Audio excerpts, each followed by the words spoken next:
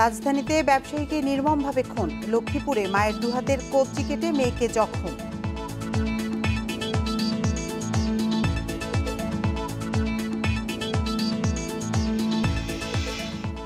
Australia সিডনিতে স্বাস্থ্যের আবজালের বিপুল অর্থ সম্পদ লুকানোর চেষ্টায় স্ত্রী ও স্বজনরা।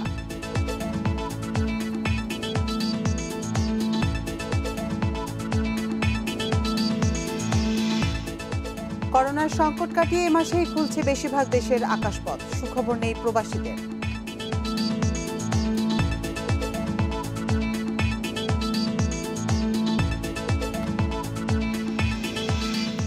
করোনায় সীমিত পরিসরে আজ শুরু হচ্ছে ওমরাহ, অনুমতি পাবেন প্রতিদিন ৬,০০০ মুসল্লি।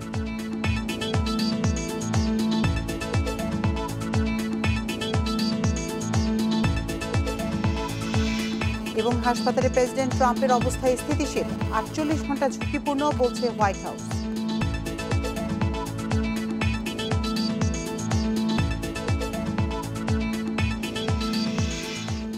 স্বাগত ১ ঘন্টা বিরতিহীন ইন্ডিপেন্ডেন্ট সংবাদে। আপনাদের সাথে আছে মাতিফ অঞ্জনা এবং আমি শাফাত বিন ফরিদ। শুনছিলেন প্রধান শিরোনামগুলো, জানাবো বিস্তারিত খবর।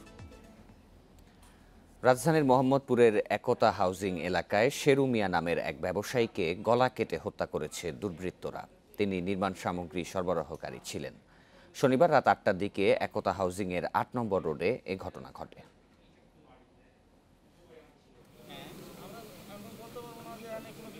আদাবরের শেখের থেকে ৯ নম্বর সড়কের একটি বাসায় স্ত্রী ও ২ ছেলেকে নিয়ে থাকতেন শেরু মিয়া। এলাকার রড, বালু ও সিমেন্ট সরবরাহের ব্যবসা ছিল তার। শনিবার সারাদিন ঢাকার বাইরে ছিলেন তিনি। সন্ধ্যায় গাজীপুর থেকে বাসায় ফেরার পরপরই কে বা কারা ফোন করে তাকে ডেকে নিয়ে যায়। রাত আনুমানিক ৮টা থেকে ৮:৩০টার মধ্যে ছেলে ও তার বন্ধুরা জানতে পারেন একতা হাউজিংয়ের ৮ নম্বর সড়কে ঢাকা উদ্যানে শেরুকে কুপিয়ে ফেলে রাখা হয়েছে। আপনার কাজ না হতে করার সাথে দ্বন্দ্ব কিংবা বিতর্ক হয়েছে, যার কারণে ওনাকে ডাকা হয়েছে। আর কি উনি যে একে করতো সবসময়, যার কারণে একে করার জন্য হয়তো ওনাকে চাপাই দেওয়া, ওনার ২জন কি ৩জন একসাথে করবো, এই কারণে ওনাকে চাপাই দেওয়ার জন্য হয়তো ২-১ কথা কথা দিয়েছে। তারপর ওনাকে ফোন দেওয়া হয়। এবার নির্মমভাবে মানুষজন রক্ত মক্ত সব বাইসে যেতেছে। আমরা আসার পরে পুলিশটা ফোন দিলাম, আমরাও ঠিক আছে, তারা আইসা যাচাই বাছাই করতেছে। আসার পর দেখলাম ঠিক আছে সিসি ক্যামেরাতে ধরা পড়ছে জিনিস। নিহতের স্ত্রী জ্যোৎস্না বেগমের অভিযোগ, পূর্বশত্রুতার জেরেই তার স্বামীকে হত্যা করা হয়েছে। এই ঘটনার সুষ্ঠু তদন্ত দাবি করেন তিনি। ৭টা বাজে ফোন দিয়া লই আইছে আমার স্বামী, কইতাছে আমি জিগাইছি কই যান কানো ফোন কথা কইতে কইতে আইটা যাইতাছে। আমি কি কই যান, আমারে ফোন দিছে, আমি কাজে যাইতাছি। ঘটনাস্থলে প্রাথমিক তদন্ত শেষে পুলিশ জানায় ব্যবসায়িক দ্বন্দ্ব থেকে শেরু মিয়াকে হত্যা করা হতে পারে।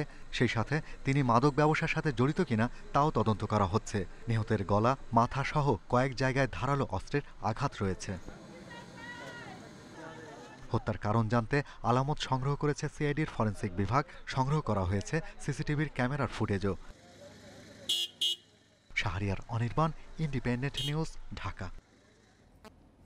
লক্ষ্মীপুরের বশিকপুরে এক প্রবাসীর স্ত্রীর ২ হাতের কবজি কেটে নিয়েছে দুর্বৃত্তরা। কুপিয়েছে তার ১০ বছর বয়সী মেয়েকেও। শনিবার রাতে আশঙ্কাজনক অবস্থায় মা ও মেয়েকে ঢাকা নিউরোসায়েন্স হাসপাতালে ভর্তি করা হয়েছে। মরিয়ম বেগমের অবস্থা সংকটাপন্ন বলে জানিয়েছেন চিকিৎসক। এ ঘটনায় প্রতিবেশী ২ যুবককে আটক করেছে পুলিশ। শনিবার রাতে একদল দুর্বৃত্ত হামলা চালায় সৌদি প্রবাসী নবিউল্লার বাড়িতে। ধারালো অস্ত্রের আঘাতে তার স্ত্রী মরিয়মের ২ হাতের কবজি থেকে আঙুল বিচ্ছিন্ন হয়ে যায়। আঘাত করা হয় তার মাথায়ও। মাকে বাঁচাতে গেলে মেয়ে ৩য় শ্রেণীর ছাত্রী সাদিয়াকেও কোপায় দুর্বৃত্তরা। মা মেয়ের চিৎকার শুনে প্রতিবেশীরা ছুটে গেলে হামলাকারীরা পালিয়ে যায়। গুরুতর আহত অবস্থায় মরিয়ম ও তার মেয়েকে উদ্ধার করে লক্ষ্মীপুর সদর হাসপাতালে ভর্তি করা হয়। উনি রক্তাক্ত অবস্থা পড়ে আছে। ওনার ছেলে বলতেছে এই অবস্থায় আমার মারে মারিয়ে লিছে, আমার বোনের মারিয়ে লিছে। ওনার ছেলের কাছে বলছে যে আমার জাহিদে এরকম করছে। দৌড়িয়ে আইছি, আয়া দেখি মা মেয়ে দুজনে পড়ে আছে। তখন আমরা অনেক কষ্ট করে কলো কারণ করি আনি সিএনজি তুটেছি, দুর্বৃত্ত ফালাই গেছে। অবস্থার অবনতি হলে শনিবার রাতেই তাদের ঢাকায় জাতীয় অর্থোপেডিক হাসপাতালে আনা হয়। মরিয়ম বেগমকে প্রথমে জাতীয় অর্থোপেডিক হাসপাতালে ভর্তি করা হয়। সেখান থেকে চিকিৎসকরা জানান মরিয়মের ডান হাতের কবজি বিচ্ছিন্ন হয়ে গেছে। বাঁ হাতের আঙুলও মারাত্মক জখম হয়েছে। ধারালো অস্ত্রের আঘাতের কারণে প্রচুর রক্তক্ষরণ হয়েছে। আর শিশু সাদিয়ার মাথায় রয়েছে মারাত্মক জখম। সবচেয়ে বড় যে ক্ষতিটা হয়েছে সেটা হচ্ছে ওনার মাথার এখানে বেশ বড় একটা লম্বালম্বি কোপ আছে, এবং ওই কোপটা দেখাই যাচ্ছে যে মাথার যে হাড় সেই হাড়ের মধ্যে আঘাত করেছে, তো যে কারণে ওনার মস্তিষ্ক হয়তো রক্তক্ষরণের সম্ভাবনা আছে।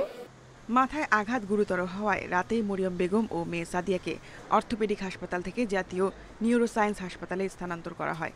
এই ঘটনায় অভিযুক্ত প্রতিবেশী জাহিদ হোসেন ও তার সহযোগী সোহেলকে আটক করেছে পুলিশ। হামলার কারণ জানতে তদন্ত করছে পুলিশ। খাদিজাতুল কুবরা, ইন্ডিপেন্ডেন্ট নিউজ, ঢাকা।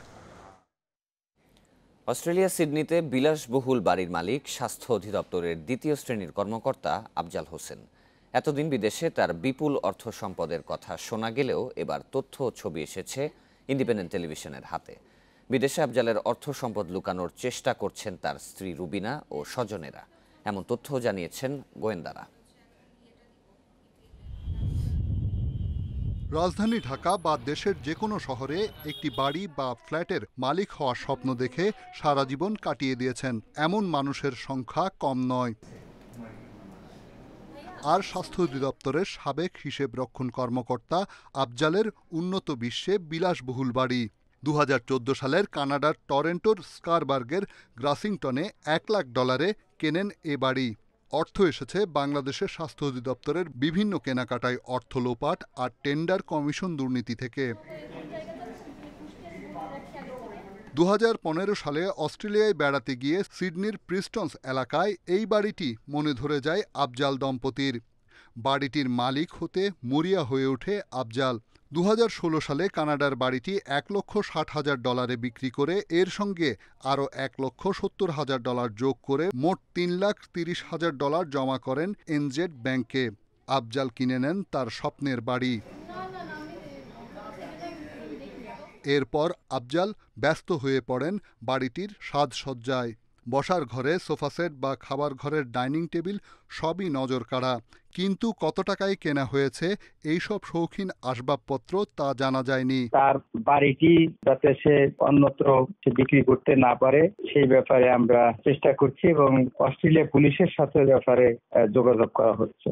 2018 সালে সরকারি চাকরি ছেড়ে অস্ট্রেলিয়া নিবাসী হতে চেয়েছিলেন আফজাল, কিন্তু ততদিনে গোমর ফাঁস। দুর্নীতির অভিযোগে দুদকের মামলায় শ্রীঘরে যেতে হয় তাকে।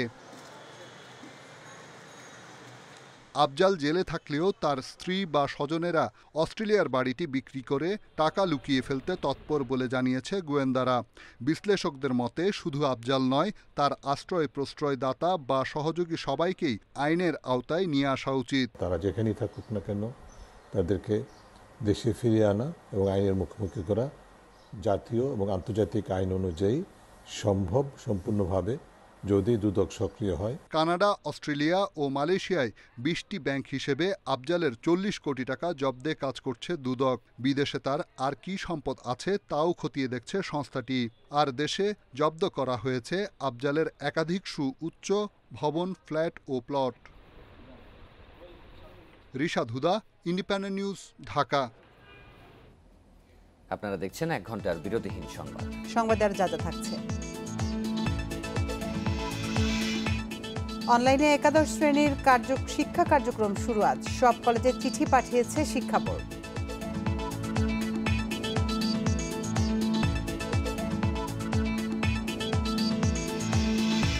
ছত্রিশ সরকারি মেডিকেলের 59 অধ্যাপক পদই খালি, 4 বিভাগে নেই কোনো অধ্যাপক।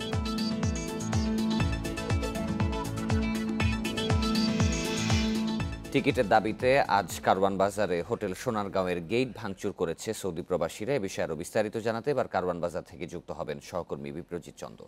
বিপ্রজিৎ, টিকিট টোকেন নিয়ে এখানকার সর্বশেষ পরিস্থিতি জানাবেন। দেখুন, গেল কয়েকদিন ধরে কিন্তু প্রথম যে লটে টোকেন দেওয়া হয়েছিল তাদেরকেই কিন্তু টিকিট দেওয়া হয়েছে একের পর এক, এবং 4 তারিখে যে পরবর্তী টোকেন দেওয়ার কথা ছিল, আজ কিন্তু 4 তারিখ, অর্থাৎ 4 তারিখ থেকে প্রতিদিন 400 করে টোকেন দেওয়ার কথা আমাদেরকে গতকালই জানিয়েছিল সৌদি এয়ারলাইন্স। সেই হিসেবে কিন্তু আজ সকাল থেকেই টিকিট দেবার কথা। আমরা দেখতে পেয়েছি যে কারওয়ান বাজারে সোনারগাঁও হোটেল সংলগ্ন এর আশেপাশের এলাকায় প্রচুর ভিড় কিন্তু সকাল থেকেই করেছেন। আমি যদি আপনাকে একটি চিত্রটা দেখাবার চেষ্টা করি, আপনি দেখতে পাচ্ছেন যে কিছু মানুষ কিন্তু এখনও সোনারগাঁও হোটেলের দেয়াল টপকে ভেতরে যাবার চেষ্টা করছেন। আর এর কিছুক্ষণ আগে কিন্তু বিক্ষুব্ধ এই মানুষগুলো, সৌদি প্রবাসীরা, তারা কিন্তু গেট ভাঙচুর করেছেন। অর্থাৎ সোনারগাঁও হোটেলের ঠিক যে পাশে সৌদি এয়ারলাইন্সের কাউন্টার, ঠিক সে পাশে যে গেটটি রয়েছে ওই গেটটি তারা ভাঙচুর করেছেন এবং পরবর্তীতে আসলে পুলিশ এসে এই পরিস্থিতিটি নিয়ন্ত্রণে আনার চেষ্টা করছে। আমরা এখনও দেখতে পাচ্ছি যে কিছু মানুষ যারা কিনা এই প্রাচীরটির চারপাশে অবস্থান নিয়েছেন তারা কিন্তু দেয়াল টপকে ভেতরে যাবার চেষ্টাটা কিন্তু আমরা ইতিমধ্যেই দেখেছি। আর আমি যদি আপনাকে পেছনের ঘটনাটা একটু বলতে চাই, সেক্ষেত্রে আপনি জানেন যে যারা আসলে করোনার শুরুতে বাংলাদেশে এসেছিলেন রিটার্ন টিকিট নিয়ে, তাদের রিটার্ন টিকিটের মেয়াদ কিন্তু এপ্রিল, মে বা জুন, জুলাই মাসেই কিন্তু শেষ হয়ে যায়। ওই শেষ হওয়া টিকিটগুলো রিইস্যু করার জন্যই কিন্তু সৌদি এয়ারলাইন্সের কাউন্টারের সামনে এই ভিড়, এবং এই টিকিট ইস্যু করার জন্য কোনো টাকা না লাগলেও কিন্তু সৌদি প্রবাসীরা কিন্তু একের পর এক ঝামেলাতে পড়েছেন। সেই ঝামেলাগুলোর কথা তারা কিন্তু আমাদেরকে জানিয়েছেন, যেমন কফিল বা নিয়োগকর্তা যারা আছেন তাদেরকে অতিরিক্ত টাকা দেয়া, আবার হচ্ছে ইকামার মেয়াদ বাড়ানোর জন্য অনেক কফিল রাজিও হচ্ছে না। আর এছাড়া টিকিট পেতে বা টোকেন পেতে যে প্রতিনিয়ত ভোগান্তি তাদেরকে পোহাতে হচ্ছে, এই সার্বিক কারণগুলো মিলিয়ে কিন্তু আসলে তারা বিক্ষোভে ফেটে পড়েছেন আজ। এবং সেই বিক্ষোভের অংশ হিসেবে আজ আমরা সকালে যেটি দেখেছি যে সোনারগাঁ হোটেলের ওই গেটটি আসলে তারা ভাঙচুর করার চেষ্টা চালান ভেতরে ঢোকার জন্য আসলে। কারণ জানানো হয়েছিল সৌদি এয়ারলাইন্সের এই কাউন্টারটি সকাল 8টায় খোলা হবে, কিন্তু সকাল 8টায়ও যখন আসলে গেট খুলে মানুষ ভেতরে ঢোকানো শুরু করা হয়নি আসলে, তখনই কিন্তু তারা এই ক্ষোভ জানান দিতে শুরু করে। এবং এই ক্ষোভের এক পর্যায়ে তারা আমাদেরকে আরও যেটি জানান, আমরা বেশ কিছু মানুষের সঙ্গে কিন্তু গত কিছুক্ষণের মধ্যেই কথা বলেছি, তারা আমাদেরকে যেটি জানিয়েছেন যে তাদের অনেকেরই ভিসার মেয়াদ কিন্তু 10 সেপ্টেম্বরের মধ্যে শেষ হয়ে যাবে, কারোটা 10 সেপ্টেম্বরের আগে, অর্থাৎ আগামী 7 থেকে 15 দিনের মধ্যে অনেক মানুষের ভিসার মেয়াদ শেষ হবে, যে মানুষগুলো কিনা এখনও টোকেনই পাননি। আমরা সৌদি এয়ারলাইন্স কর্তৃপক্ষের সঙ্গে কথা বলেছিলাম, তারা বলেছিলেন যে যারা এখনও ইকামা এবং ভিসা পাননি তাদেরকে অগ্রাধিকার ভিত্তিতে কিন্তু টোকেন দেওয়ার ব্যবস্থা করা হচ্ছে। এবং বিমান বাংলাদেশ এয়ারলাইন্স যেটি বলেছিল যে যাদের আগামী 2 থেকে 3 দিনের মধ্যে ভিসার মেয়াদ শেষ হবে তাদের জন্য কোনো টোকেনের প্রয়োজন নেই, তারা ডিরেক্ট ভিসা নিতে পারবেন। কিন্তু সৌদি এয়ারলাইন্স কিন্তু এখনও সেরকম কোনো ঘোষণা দেয়নি, অর্থাৎ যে মানুষগুলো কিন্তু এখনও যারা ভিসা এবং ইকামার মেয়াদ শেষ পর্যায়ে আছে অথচ তারা টোকেন পাননি, সেই মানুষগুলোই কিন্তু আসলে ক্ষোভে ফেটে পড়েছেন। তারা বলছেন যে গেল 7 থেকে 8 মাস টানা বাংলাদেশে থাকার পর তাদের যে আর্থিক সংগতি, ওই আর্থিক সংগতিতেও আসলে ভাটা পড়েছে, তাদের কাছে এখন আসলে টাকা পয়সা শেষ হয়ে গিয়েছে। অর্থাৎ কফিল বা নিয়োগকারী কর্মকর্তা যাদের কাছ থেকে ইকামা নবায়ন করার জন্য তাদের ক্ষেত্রবিশেষে 1000 থেকে 12,000 রিয়েল পর্যন্ত দিতে হচ্ছে, যা অনেক সৌদি প্রবাসীর কাছে এই মুহূর্তে নেই আসলে।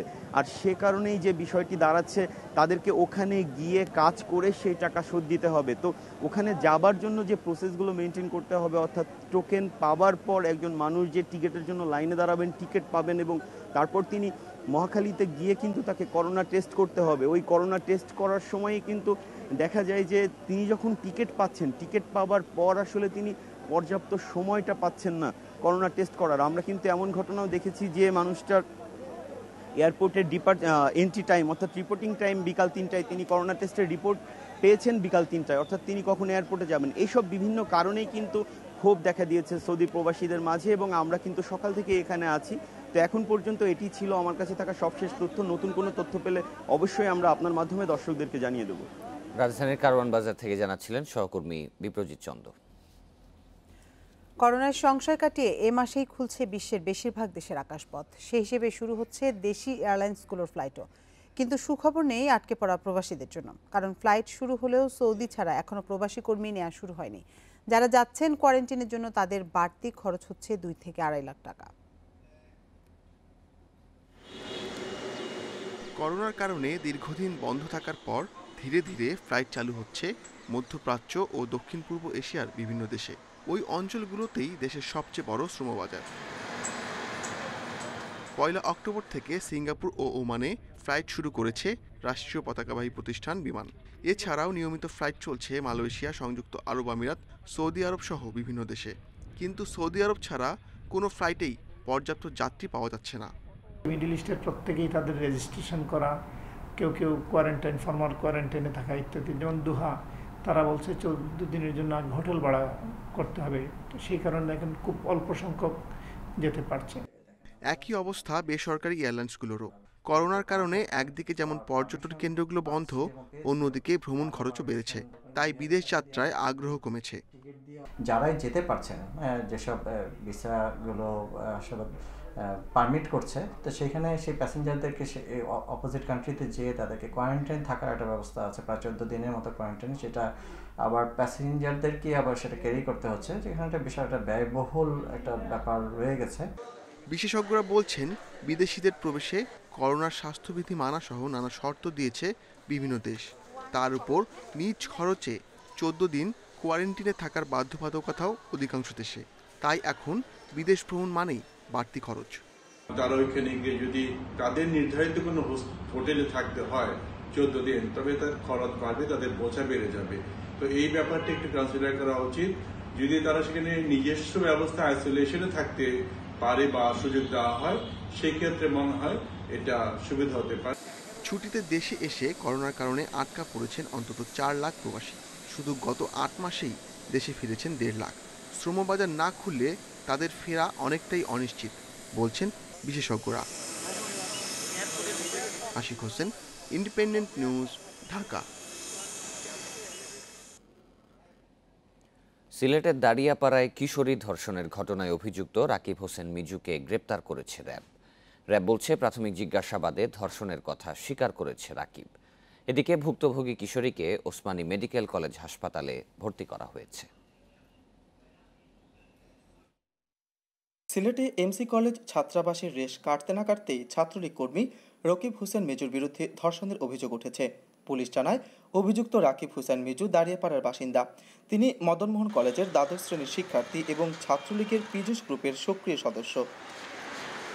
29 সেপ্টেম্বর রাতে মিজু ওই কিশোরীকে বিয়ের কথা বলে বাসায় এনে ধর্ষণ করে।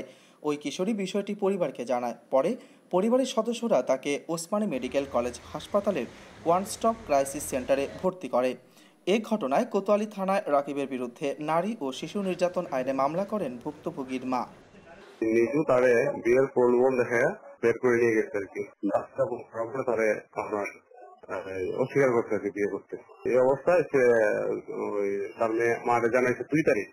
মামলার পর শনিবার সন্ধ্যায় জেলার মুগলাবাজার থেকে রাকিবকে গ্রেপ্তার করে র্যাব। প্রাথমিক জিজ্ঞাসাবাদে ধর্ষণের দায় স্বীকার করেছে রাকিব। মোগলাবাজার থানাধীন চৌধুরী বাজার এলাকা থেকে তাকে গ্রেফতার করতে সক্ষম হয়। প্রাথমিকভাবে রাকিব হোসেন মিজু ধর্ষণের সঙ্গে তার সম্পৃক্ততার কথা র্যাবের নিকট স্বীকার করেছে। রাকিবকে রোববার আদালতে তোলা হতে পারে বলে জানিয়েছে পুলিশ। মাধব কর্মকার, ইন্ডিপেন্ডেন্ট নিউজ, সিলেট। এদিকে এমসি কলেজ ছাত্রাবাসে ধর্ষণ মামলায় আদালতে দায় স্বীকার করে জবানবন্দি দিয়েছেন 6 আসামি। এতে তারা জানিয়েছেন, সেই দম্পতির নিয়ে আসা প্রাইভেট কারে এই ধর্ষণের ঘটনা ঘটেছে। চেষ্টা করা হয়েছে আলামত নষ্টেরও। এদিকে গ্রেপ্তার অন্য 2 আসামি তারেক ও মাসুমকে আদালতে তোলা হতে পারে আজ।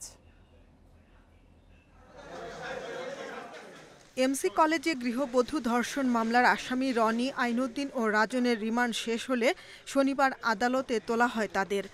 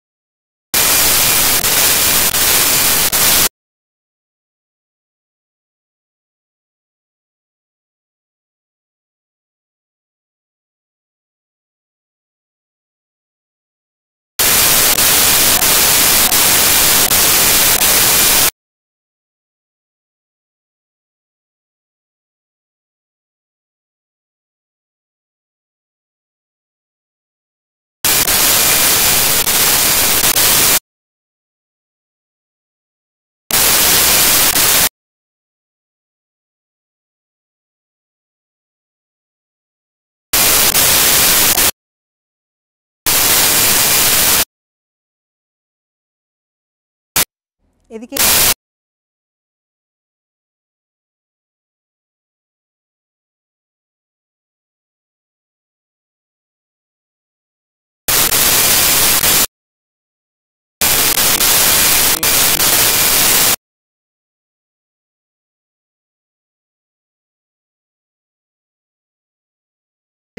News desk. দেশের ৩৬টি সরকারি মেডিকেল কলেজে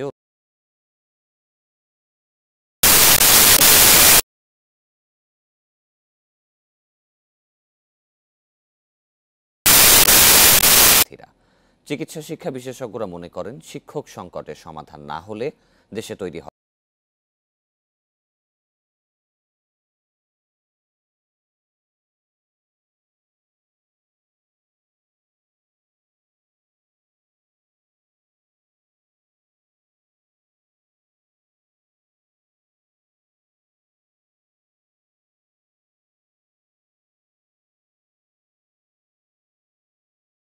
আছেন ৫৫ জন।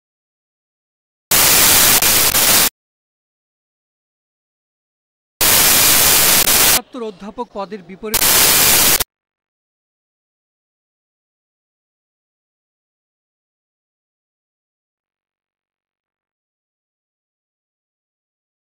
সব মিলে ৩৫০৪ শিক্ষক থাকার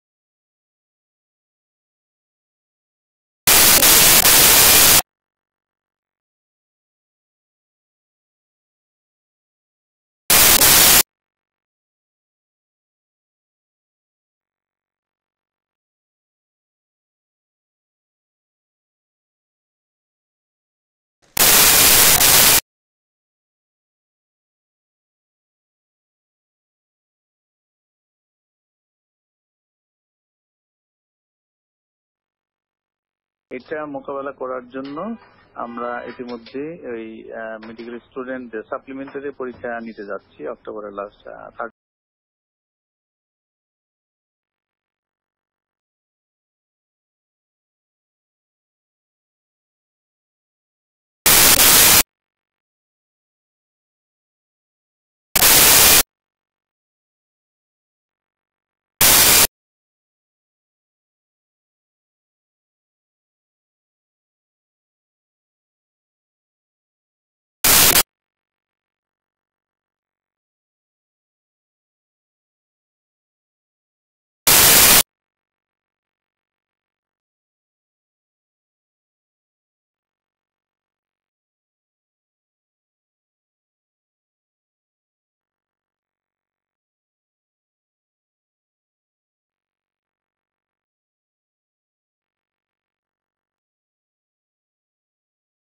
এসব প্রতিষ্ঠানের শিক্ষার্থীরাও এখানে ক্লাস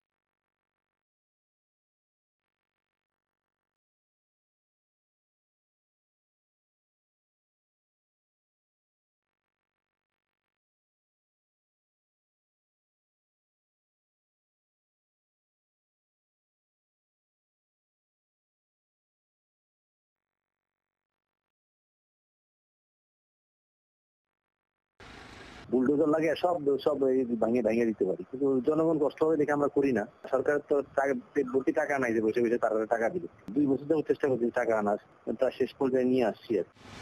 প্রয়োজনীয় বরাদ্দ এবং সড়ক বিভাগের সহযোগিতা না পেলে সড়কের মাঝখান থেকে খুঁটি সরানো সম্ভব নয় বলে জানিয়েছে পল্লী বিদ্যুৎ সমিতি। চন্দ্রগঞ্জ টু মাইজদি সড়কে ওখানে কিছু খুঁটি আছে, রোডস অ্যান্ড হাইওয়ে আমাদেরকে চিঠি দিয়েছিল যে খুঁটিগুলো সরানোর বিষয়। আমরা তাদেরকে একটা এস্টিমেট দিয়েছি খুঁটিগুলো সরানোর বিষয়। পুলিশ বলছে গত 2 বছরে চন্দ্রগঞ্জ মাইজদি সড়কের মাঝখানের বিদ্যুতের খুঁটির সঙ্গে সংঘর্ষে 20টি দুর্ঘটনা ঘটেছে। এতে নিহত হয়েছেন 8 জন, আহত হন অর্ধশতাধিক। Independent news desk. মিটারের পানির বিল নিয়ে অসন্তোষ তৈরি হয়েছে চাঁপাইনবাবগঞ্জ পৌর এলাকার বাসিন্দাদের মধ্যে। অভিযোগ আসছে পানি সংযোগ লাইনে মিটার বসানোর পর আগের তুলনায় 7 থেকে 25 গুণ পর্যন্ত বেশি বিল দিতে হচ্ছে। কর্মকর্তারা জানিয়েছেন বিল নিয়ে অভিযোগের বিষয়ে তদন্ত চলছে। চাঁপাইনবাবগঞ্জ পৌর এলাকার ঝিলিম রোডের বাসিন্দা বদিউর রহমান কয়েক মাস আগেও তার বাসায় পৌরসভার সরবরাহ করা পানির জন্য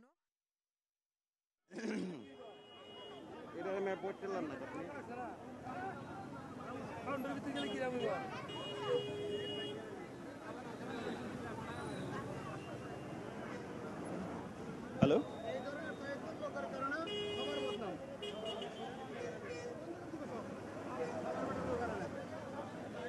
হ্যালো দর্শক, আমরা একটু আগে জানিয়েছিলাম যে সৌদি আরবে টিকিটের জন্য বিক্ষোভ করছিলেন সেখানকার প্রবাসীরা। তো এখন টিকিটের দাবিতে কারওয়ান বাজারের হোটেল সোনারগাঁওয়ে গেট ভাঙচুর করার খবরের পরে পুলিশ সেখানে লাঠিচার্জ করছে।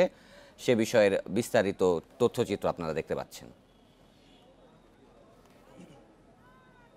হ্যাঁ, আপনি জানেন যে কিছুক্ষণ আগে কিন্তু আমরা দেখেছি যে প্রথম দফা গেট ভাঙচুর করা হয় কিন্তু সকাল 8টার কিছুটা পরে। এরপর দ্বিতীয় দফা গেট ভাঙচুর করা হয় কিছুক্ষণ আগে। তখন আমরা দেখতে পেয়েছি যে পুলিশ কিন্তু লাঠিচার্জ করেছে প্রবাসীদের উপর, কারণ প্রবাসীরা এখানে কোনো টোকনের নিয়ম না মেনেই কিন্তু গেটে ঢুকে যাওয়ার চেষ্টা করেছেন এবং গেট ভেঙে কিন্তু তারা গেটে ঢুকে গিয়েছেন। এরপর আমরা দেখেছি পরিস্থিতি নিয়ন্ত্রণ করতে কিন্তু পুলিশ এখানে লাঠিচার্জ করে। তারপর আবার এইমাত্র আমরা যেটি দেখলাম যে তারা তৃতীয় দফা গেটটি ভেঙে আবার ভেতরে ঢোকার চেষ্টা করেছেন এবং কিন্তু এখন কিন্তু প্রচুর প্রবাসী শ্রমিক তারা কিন্তু ভেতরে ঢুকে গিয়েছেন এবং তারা কোনো নিয়ম মানেননি। এক্ষেত্রে তাদের যে অভিযোগের জায়গাটি ছিল যে টোকেন আসলে কাদেরকে দেয়া হবে এরকম কোনো লাইন করে এমন কিছু নির্দিষ্ট করে দেয়া ছিল না। অর্থাৎ প্রবেশের যে 3টি গেট সোনারগাঁও হোটেলের, এই 3টি গেট দিয়ে কিন্তু প্রচুর মানুষ দাঁড়িয়েছিলেন, অথচ তারা জানেন না যে ঠিক কোন গেট থেকে টোকেন দেওয়া শুরু হবে সেটির নির্দিষ্ট কোনো লাইন ছিল না। এজন্য তারা আসলে তথ্য বিভ্রাটে পড়েছিলেন, কোনো পর্যাপ্ত তথ্য তারা পাচ্ছিলেন না এবং তথ্য না পাওয়ার এক পর্যায়ে কিন্তু আসলে তারা গেট ভাঙচুর করে ফেলেন। যেভাবে পেরেছেন সেভাবেই ঢুকে যাওয়ার চেষ্টা করেছেন কিন্তু ভেতরে। এবং এই মুহূর্তে আমরা দেখতে পাচ্ছি যে ভেতরে একটি লাইন তৈরি করার চেষ্টা করা হচ্ছে এবং সেই লাইনে কিন্তু 4টি লাইন, 1 2 3 4 4টি লাইন কিন্তু আমরা দেখতে পাচ্ছি প্রবাসীদের। বিশাল লাইন সোনারগাঁ হোটেলের মূল গেট থেকে একেবারে সৌদি এয়ারলাইন্সের কাউন্টার পর্যন্ত ঠিক 4টি লাইন দিয়ে দাঁড় করানো হয়েছে এবং এই 4টি লাইনেই কিন্তু এখন টোকেন দেওয়ার ব্যবস্থা হয়তো করবে এয়ারলাইন্স কর্তৃপক্ষ। এখনো যারা দাঁড়িয়ে আছেন, অর্থাৎ যারা বাইরে দাঁড়িয়ে আছেন, তারা বলছেন যে তাহলে যারা গেট ভেঙে ভিতরে ঢুকলো তারাই তো অগ্রাধিকার পাচ্ছে, কিংবা যারা দেয়াল টপকিয়ে ভিতরে ঢুকছে তারাই তো অগ্রাধিকার পাচ্ছে। তাহলে যে মানুষগুলো আসলে বাইরে আছেন তারা তো ভিতরে ঢুকতে পারছেন না। অর্থাৎ তাদের দাবি যে টোকেন দেওয়ার যে বিষয়টিতে এটিতে একটি সুস্থ ব্যবস্থাপনা থাকা দরকার ছিল। আর যদি একটা সুস্থ ব্যবস্থাপনার মাধ্যমে টোকেনটি দেওয়া হতো তাহলে হয়তো মানুষের এই যে ভোগান্তিটা, এই যে বিক্ষোভে ফেটে পড়ার যে বিষয়গুলো ঘটছে এটি আসলে হতো না, কারণ তখন তারা জানতেন যে তারা ঠিক কোন মুহূর্তে আর কে টোকেন পাচ্ছেন। এই যে এখনো যারা দাঁড়িয়ে আছেন তারা কিন্তু জানেন না যে ঠিক কখন তাদের টোকেন দেওয়া হবে, অথবা টোকেন যাদেরকে দেওয়া হবে সেই সিরিয়ালে তারা আছেন কিনা। কারণ গতকালের যে তথ্য ছিল সেই তথ্য মতে কিন্তু আমরা জানতে পেরেছিলাম যে মাত্র 400 মানুষকে আজকে টোকেন দেওয়া হবে, অথচ এখানে কিন্তু হাজার হাজার মানুষের ঢল, যারা সৌদি প্রবাসী, অর্থাৎ যাদের ভিসার মেয়াদ হয়তো খুব দ্রুতই শেষ হয়ে যাবে, কারোটা 10 সেপ্টেম্বর কিংবা কারোটা এই মাসের মধ্যে শেষ হয়ে যাবে। অর্থাৎ 7 থেকে শুরু করে 30 দিন পর্যন্ত যাদের ভিসার মেয়াদ আছে এরকম প্রবাসীরা কিন্তু বেশ আসলে উদ্বিগ্ন হয়ে পড়েছেন। আর আরেকটি বিষয় আমি আপনাকে যেটি জানিয়ে রাখতে চাই, আপনি জানেন যে সোশ্যাল সিকিউরিটির একটি বিষয় থাকে। অর্থাৎ কোনো একটি দেশে যদি একজন কর্মী 25 বছর কাজ করেন, 25 বছর কাজ করার পর কিন্তু তাকে ওই দেশের সরকার একটি সোশ্যাল সিকিউরিটি বাবদ একটি বড় অঙ্কের অর্থ দেয়। আর বাংলাদেশে এই মুহূর্তে যারা সোনারগাঁ হোটেলের সামনে অবস্থান করছেন এর মধ্যে অনেক কর্মী কিন্তু আছেন যারা দীর্ঘ 18 থেকে 22 বছর, কেউ 24 বছরও সার্ভিস দিয়েছেন। আর এই সার্ভিস দেবার কারণে যে বিষয়টি ঘটেছে যে তারা আর 2 থেকে 3 বছর কাজ করলেই কিন্তু সেই সোশ্যাল সিকিউরিটির দাবিদার হয়ে পড়বেন। আর ঠিক এ কারণে দাবিদার হয়ে পড়বেন।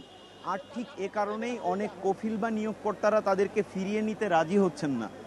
আর সে কারণেই কিন্তু এই মানুষগুলি ভোগান্তিতে পড়েছেন। তাদের আসলে সরকারের প্রতি একটি আহ্বান বা দাবি রয়েছে। তারা সরকারের প্রতি দাবি করেছেন যে এই যে বিষয়টি, অর্থাৎ তাদের সোশ্যাল সিকিউরিটি নিশ্চিত করতে সৌদি আরব সরকারের সঙ্গে বাংলাদেশ সরকার অথবা পররাষ্ট্র মন্ত্রণালয় যেন একটা আন্তঃমন্ত্রণালয় বৈঠকের মাধ্যমে অথবা দুই দেশের কূটনৈতিক বোঝাপড়ার মাধ্যমে যেন এই বিষয়টি সমাধান করেন, এমন কিছু কিন্তু তারা দাবি করে চলেছেন। এবং সেই দাবিতে আমরা এখন পর্যন্ত দেখেছি যে তারা বিক্ষোভ করছেন এবং এই মুহূর্তে তারা জড়ো হয়েছেন অনেকেই সোনারগাঁ হোটেলের ভেতর। তো এখন পর্যন্ত সৌদি এয়ারলাইন্সের কাউন্টারের সামনে থেকে এটি ছিল আমার কাছে থাকা সবশেষ তথ্য।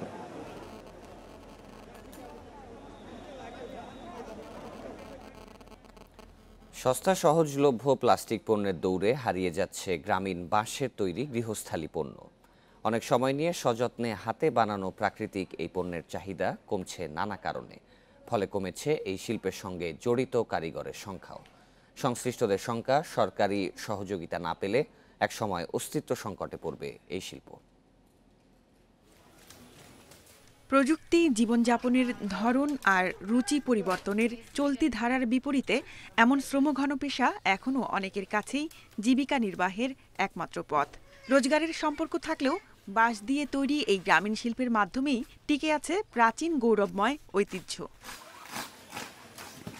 কিশোরগঞ্জের করিমগঞ্জের দেহুন্দা গ্রামের হালিমা আক্তার। বিয়ের পরই শ্বশুরবাড়ির পারিবারিক এই পেশার অংশ হয়ে যান তিনি। ঢালা, কুলা, চালনি সহ গৃহকাজের বাহারি পণ্য তৈরিতে এখন তিনি দক্ষ। দুজনে মিলে বানায় দিলে বাজারে বিক্রি করে, কিন্তু দাম পাইতাছি না। তবে প্লাস্টিক পণ্যের সহজলভ্যতা আর দামের প্রতিযোগিতায় পিছিয়ে গিয়ে প্রায় হারিয়ে যেতে বসেছে এসব পণ্য। পেশা পরিবর্তন করতে বাধ্য হয়েছেন অনেকেই। তারা বলছেন, চিকন করে বাঁশ কাটা, মসৃণ করার পর নানা ধাপ পেরিয়ে পণ্য তৈরিতে যে শ্রম, সময় আর টাকা খরচ হয়, তাতে বাজারের অন্য পণ্যের তুলনায় অনেক বেশি দাম পড়ে যায়। আমরা বাপ দাদার আমল থেকে তো কাজটা করতেছি, করিয়া তো আমরা অত পয়সা দিয়ে বাঁশ উঠান না, আমরা এটা মূল্য পাই না। এই বেদ দেয়া বিভিন্ন ধরনের জিনিস বানায়া আমরা বাজারে নিয়ে বিক্রি করি, সংসার চালাতে আমরা খুব কষ্ট। বহু বছর ধরে বাঁশের তৈরি এই শিল্পের সঙ্গে জড়িত মেহেরপুরের কোল নৃগোষ্ঠী। পারিবারিকভাবেই তারা এই শিল্পকে ধরে রেখেছেন।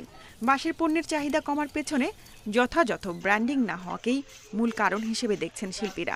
তা না হলে পরিবেশ বান্ধব ও স্বাস্থ্যসম্মত এই পণ্যকে সহজেই বৈশ্বিক পরিচিতি দেওয়ার সুযোগ ছিল।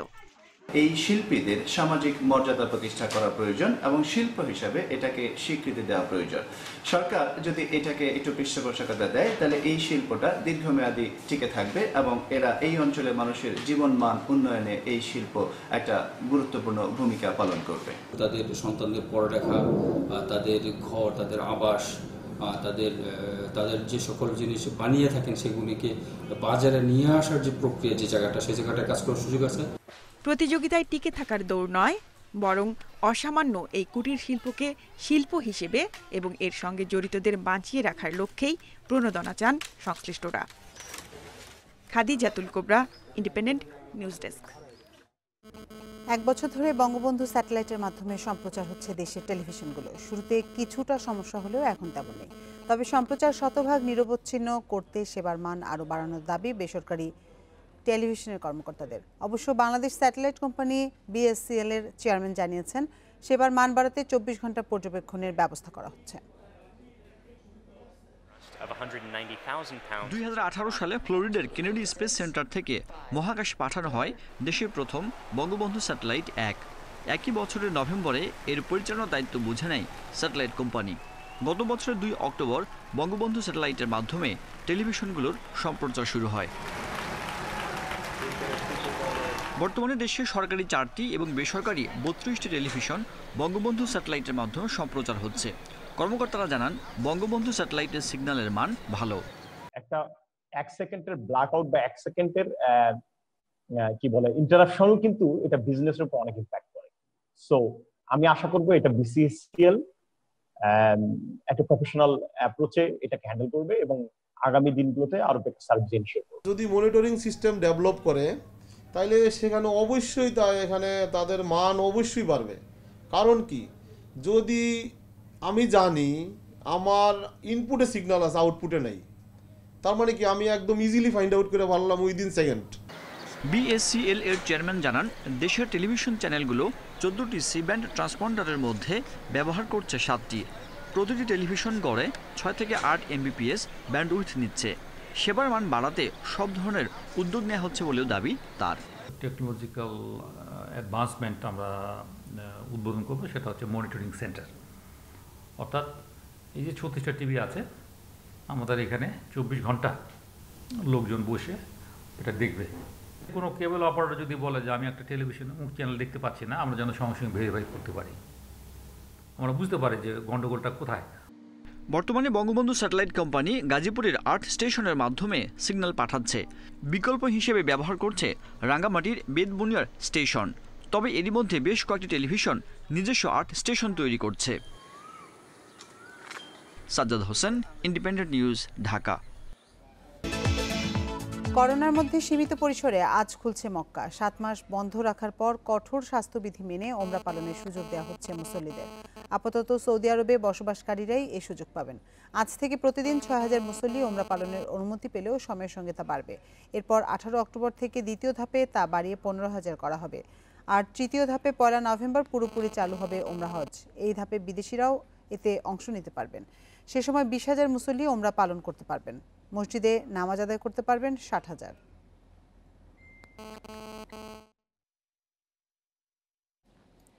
মার্কিন প্রেসিডেন্ট ডোনাল্ড ট্রাম্পের শারীরিক অবস্থা নিয়ে 2 ধরনের বক্তব্য পাওয়া গেছে। চিকিৎসকেরা জানান হাসপাতালে ভালো আছেন ট্রাম্প। গত 24 ঘন্টায় তার জ্বর ছিল না। সর্দি কাশির মতো সমস্যাও অনেকটাই কেটে গেছে বলে জানানো হয়। তবে সম্পূর্ণ উল্টো কথা বলছেন হোয়াইট হাউসের চিফ অফ স্টাফ। আগামী 2 দিন ট্রাম্পের জন্য ঝুঁকিপূর্ণ বলে জানান তিনি। এদিকে ট্রাম্প মেলানিয়ার পর করোনা শনাক্ত হয়েছে নিউ জার্সির গভর্নর ক্রিস ক্রিস্টি, ট্রাম্পের সাবেক উপদেষ্টা কেলিয়ান কনওয়ে, নির্বাচনী প্রচার শিবিরের ব্যবস্থাপক বিল স্টেপিয়েন এবং রিপাবলিকান সেনেটর মাইক লি, টম টিলিস ও রন জনসনের। তারা সবাই গত 26শে সেপ্টেম্বর হোয়াইট হাউসে অনুষ্ঠিত সুপ্রিম কোর্টে বিচারক অ্যামি কনি ব্যারেটকে মনোনয়ন ঘোষণার অনুষ্ঠানে উপস্থিত ছিলেন। এ পরিস্থিতিতে 12 অক্টোবর শুরু হতে যাওয়া ব্যারেটের মনোনয়ন শুনানি পিছিয়ে দেওয়ার আহ্বান জানিয়েছে ডেমোক্রেটিক পার্টি। গত কয়েকদিনের তুলনায় বিশ্বে কমেছে করোনায় একদিনের সংক্রমণ ও মৃত্যু। 24 ঘন্টায় মৃত্যু হয়েছে 4500। নতুন শনাক্ত 2,94,000-এর বেশি। এর মধ্যে 1,09,000-ই এশিয়ায়। বিশ্বে মৃতের সংখ্যা 10,37,000-এর বেশি। আক্রান্ত ছাড়ালো 3.5 কোটি। ভারতেও কমেছে দৈনিক সংক্রমণ ও প্রাণহানি। শনিবার দেশটিতে 75,000-এর বেশি মানুষের শরীরে শনাক্ত হয়েছে ভাইরাস। প্রাণ গেছে 937 জনের। যুক্তরাষ্ট্রে আক্রান্ত প্রায় 49,000, মৃত্যু 755 জনের। ব্রাজিলে নতুন 580 জন নিয়ে প্রাণহানি 1,46,000-এর বেশি। তবে ইউরোপে বেড়েছে সংক্রমণ। যুক্তরাজ্যে সম্প্রতি দিনে গড়ে 10,000-এর বেশি আক্রান্ত হচ্ছে বলে জানিয়েছে সরকার। সংক্রমণ রোধে স্পেনের মাদ্রিদে শুরু হয়েছে 2 সপ্তাহের আংশিক লকডাউন। কমানো হয়েছে রেস্তোরাঁর কর্মঘণ্টা। দ্বিতীয় ধাপে আক্রান্ত বাড়ায় রোমে মাস্ক পরা বাধ্যতামূলক করেছে ইটালি সরকার। তা না হলে গুনতে হবে 400 ইউরোর জরিমানা। টানা 4র্থ মেয়াদে বাংলাদেশ ফুটবল ফেডারেশনের সভাপতি নির্বাচিত হলেন কাজী সালাউদ্দিন। এবং এই ফুটবল ফেডারেশনের যারা অর্গানাইজার, যারা এখানে আছে, সদস্য আছে, যারা নতুনভাবে নির্বাচিত হবে, তাদের প্রথম এবং প্রধান লক্ষ্য হবে নিজেদের ভিতরে মিলের মনের মিল। আরও 4 বছর বাফুফের দায়িত্বে সালাউদ্দিন। গেল 12 বছরের অভিজ্ঞতায় এবার ফুটবলের উন্নয়নে সর্বোচ্চ দেওয়ার প্রত্যাশা তার। কিন্তু চ্যালেঞ্জেরও তো শেষ নেই। Abidur Rahman, independent news, Dhaka. বাফুফে নির্বাচন শেষেও হয়নি। সহ সভাপতির একটি পদে টাই হয়। আগামী 31 অক্টোবর 4র্থ সহ সভাপতি পদের জন্য আবারও ভোট গ্রহণ করা হবে। সমান 65 ভোট পেয়েছেন স্বতন্ত্র প্রার্থী তাবিত আউয়াল ও সমন্বয় পরিষদের মহিউদ্দিন মহি। বাকি 3 পদে কাজী নাবিলের পাশাপাশি আছেন নতুন 2 মুখ ইমরুল হাসান ও আতাউর রহমান মানিক। সহসভাপতি পদে লড়াইটা যে হবে জমজমাট সেটা আগেই ধারণা ছিল, হয়েছেও তাই। ভোট গণনা শেষে জানা গেল প্রথম 3 জন বিজয়ীর নাম, কিন্তু 4 নম্বরে সমান সংখ্যক ভোট গেলবারের 2 সহসভাপতি তাবিত আউয়াল ও মহিউদ্দিন মহির। আমরা 2 জন আনফরচুনেটলি একই টার্মে ভাইস প্রেসিডেন্ট ছিলাম। এখন আমাদের চ্যালেঞ্জ দাঁড়িয়ে গেছে সামনে, যে ভোটারদেরকে কিভাবে আমরা আশ্বস্ত করব যে আমরা যে কোনো একজন যে আগামী 4 বছর ওনাদের প্রত্যাশার জায়গাটা পূরণ করতে পারব। সমান ভোট হওয়ায় এই পদে আবারও ভোট গ্রহণের সিদ্ধান্ত নির্বাচন কমিশনের। জনাব তাবিত আউয়াল এবং মহিউদ্দিন আহমেদ সমান সংখ্যক 65 ভোট পেয়ে যৌথভাবে চতুর্থ হয়েছেন। তাদের দুজনের জন্য আবার ভোট অনুষ্ঠিত হবে এই মাসের 31 তারিখ শনিবার। বাকি 3 পদে কাজী সালাউদ্দিনের সম্মিলিত পরিষদের জয় জয়কার। কিছুটা অবাক করেই সর্বোচ্চ 89 ভোট বসুন্ধরা কিংসের সভাপতি ইমরুল হাসানের। তার মতোই প্রথমবার নির্বাচনে আসা আতাউর রহমান মানিক পেয়েছেন 75 ভোট। কাজী নাবিল 81 ভোটে আবারও হয়েছেন নির্বাচিত। আশা ছিল উপরের দিকে থাকবো, আমি ডেলিগেটদের সাথে কথা বলে যেটা আমাদের বিশ্বাস যে জন্মেছিল ঠিক সেটাই ঘটেছে। আগামী 3রা নভেম্বরের মধ্যে আমরা ডিভিশন এবং ডিস্ট্রিক্টগুলোকে নিয়ে বসবো। আমরা যেসব অসুবিধাগুলো আছে এটা খুব শীঘ্রই দূর করব এবং যেটা কমপ্লেক্সের কথা আমরা বলেছি সেটা নিয়ে আমরা খুব শীঘ্রই বসে একটা আলোচনা করে সিদ্ধান্ত নেব। কাজী সালাউদ্দিন প্যানেলে সহসভাপতি পদে ফেল করেছেন আমিরুল ইসলাম বাবু, পেয়েছেন 56 ভোট। পুলিশ এফসির মারুফ হাসানের ভোট 61। সমন্বয় পরিষদের আব্দুল্লাহ আল ফুয়াদ পেয়েছেন 48 vote. Kamrul Hasnat, independent news, Dhaka. আইপিএলে দুর্দান্ত জয় দিয়ে পয়েন্ট টেবিলের শীর্ষে দিল্লি ক্যাপিটালস। কলকাতা নাইট রাইডার্সকে 18 রানে হারিয়েছে শ্রেয়াস আইয়ারের দল। দিল্লির 229 রানের জবাবে 210 রান করে কলকাতা। টসে হেরে পৃথ্বী শ ও শিখর ধাওয়ানের ব্যাটে উড়ন্ত শুরু পায় দিল্লি। 26 করে কাটা পড়েন ধাওয়ান। আক্রমণ চালিয়ে যান পৃথ্বী শ। এই ওপেনার 66 রানে থামলেও 88 রানে অপরাজিত থেকে দলকে বড় সংগ্রহ এনে দেন অধিনায়ক শ্রেয়াস আইয়ার। জবাবে দ্রুত বিদায় নেন শুভমান গিল ও সুনীল নারিন। রাসেল কার্তিক চাপ বাড়িয়ে গেছেন, 58 রান করে ম্যাচে রাখেন নীতিশ রানা। পরে মর্গ্যানের 44 ও ত্রিপাঠীর 36 রান হারের ব্যবধান কমিয়েছে। এদিকে দিনের প্রথম ম্যাচে বিরাট কোহলির দারুণ 50-তে জয় ধরে রেখেছে রয়্যাল চ্যালেঞ্জার্স বেঙ্গালুরু। রাজস্থান রয়্যালসকে হারিয়েছে 8 উইকেটে।